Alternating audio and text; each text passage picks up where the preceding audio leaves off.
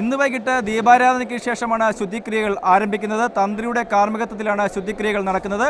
ഇത് ശ്രീകോവിലിന് പുറത്തു നടക്കുന്ന ശുദ്ധിക്രിയകളാണ്. പ്രധാനമായിട്ടും രാക്ഷോഘ്ന ഹോമം, രക്ഷാകലശം, വാസ്തുപുണ്യാകം, വാസ്തുബലി തുടങ്ങിയ ചടങ്ങുകളാണ് തന്ത്രിയുടെ കാർമ്മികത്വത്തിൽ നടക്കുന്നത്. ഈ തീർത്ഥാടന കാലയളവിൽ പൂജകളിലുണ്ടായ പിഴവുകൾ പരിഹരിക്കുന്നതിന് വേണ്ടിയാണ് ശുദ്ധിക്രിയകൾ നടക്കുന്നത്. നാളെ ഉച്ചപൂജയോടനുബന്ധിച്ച് ബിംബശുദ്ധിക്രിയകൾ നടക്കും. ഇത് ശ്രീകോവിലിനുള്ളിൽ നടക്കുന്ന പൂജകളാണ്. തന്ത്രിയുടെ കാർമ്മികത്വത്തിലാണ് ഈ പൂജകൾ നടക്കുന്നത്. അതോടൊപ്പം തന്നെ ലക്ഷോപലക്ഷം തീർത്ഥാടകർ ശബരിമലയിലെ വിവിധ ഭാഗങ്ങളിൽ, പൂങ്കാവനത്തിൻ്റെ വിവിധ ഭാഗങ്ങളിൽ മകരജ്യോതി ദർശിക്കാവുന്ന സ്ഥലങ്ങളിൽ പർണശാലകൾ കെട്ടി കാത്തിരിക്കുകയാണ് മകരസംക്രമ സന്ധ്യയെ വരവേൽക്കാൻ.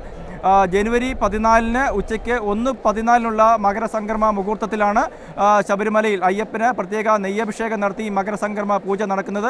തുടർന്ന് മകരസംക്രമ സന്ധ്യയിൽ പന്തളത്തു നിന്നും കൊണ്ടുവന്ന തിരുവാഭരണങ്ങൾ ചാർത്തി അയ്യപ്പന് മകരസംക്രമ പൂജ നടക്കും. ഈ ധന്യമുഹൂർത്തത്തെ വരവേൽക്കാൻ സന്നിധാനവും അതുപോലെ തന്നെ പൂങ്കാവനവും ഒരുങ്ങിക്കഴിഞ്ഞിരിക്കുകയാണ്. തീർത്ഥാടന പാതകളിലൊക്കെ തന്നെ, പൂങ്കാവനത്തിൻ്റെ തീർത്ഥാടന പാതകളിൽ, കാനന പാതകളിലൊക്കെ തന്നെ തീർത്ഥാടകരെ കൊണ്ട് നിറഞ്ഞിരിക്കുകയാണ്. ഈ മകരസംക്രമ മുഹൂർത്തത്തെ വരവേൽക്കാനുള്ള കാത്തിരിപ്പിലാണ് തീർത്ഥാടകർ.